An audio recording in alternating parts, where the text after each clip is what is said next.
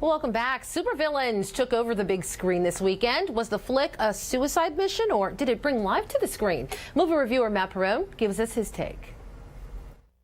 Welcome to another Monday. We had a huge box office weekend with the majority of the money going to one film in particular. So apparently moviegoers are not swayed by negative reviews because this film had them piled up. Disparaged by critics from the beginning, this movie still had the draw to have the largest August opening weekend, beating out Guardians of the Galaxy by $40 million. Despite what had been said, I headed down to the theater, and here's my take on the DC Universe's good-to-be-bad movie, Suicide Squad. Our movie begins with a government plan. Following the death of Superman, the question is posed, what if he had been a villain? Government agent Amanda Waller decides to put together an army of criminals with meta-human powers to protect us from the next evil threat. We are next introduced to the soon-to-be Suicide Squad, learning about their collective pasts that led them to incarceration by Batman or other soon-to-be members of the Justice League. Not so willingly, these anti-heroes are brought in to save an asset trapped in the city that two supernatural entities have started laying waste to. The group is assembled and given full access to weapons and whatever else they may need. They are also implanted with devices that can kill them if they disobey or try to escape in any manner. As the crew heads into the city, their helicopter is taken down.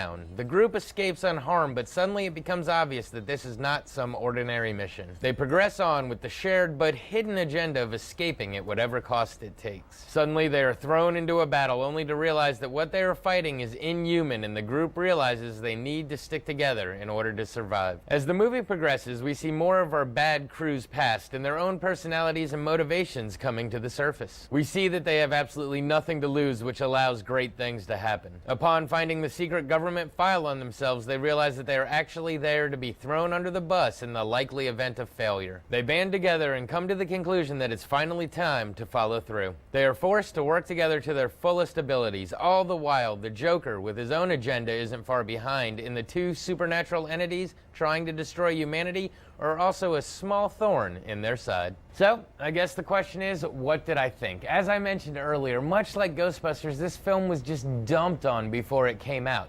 And, much like Ghostbusters, I'm glad I went in expecting to be let down, because when the opposite happens, it's a much more enjoyable experience. That's right, I actually enjoyed the movie. Look, I never read the comics, so I'm not here to comment on source material or character portrayal. All I know is that the movie was very entertaining. But speaking of characters, Will Smith is amazing being Will Smith in his role of Deadshot. Margot Robbie is great as Harley Quinn. Look, I'm not going to go through them one by one, but I think all of the Suicide Squad members did a great job making you like them and root for them. Even Jared Leto taking over for the Joker, which is a daunting task to say the least after Heath Ledger's portrayal of him, still makes the character his own in a creepy, twisted way. Look, there's no way I'm going to say that this movie was awful. It did its job of keeping me entertained and my eyes glued to the screen for 2 consecutive hours. And really, isn't that all these superhero movies are supposed to do anyway? I'm not sure why everyone's up in arms. It makes it fun to root for the bad guys. And look, it was kind of nice when the theater I'm in just erupts into simultaneous laughter or applause. This has been your Monday Movie Musing. Back to you. All right, thanks, Matt. I may have to go check that one out. Well, indoors from the heat and the possible return of the rain, maybe all the reason you need to look for cover. Well, we have your last look at the forecast coming up next. Live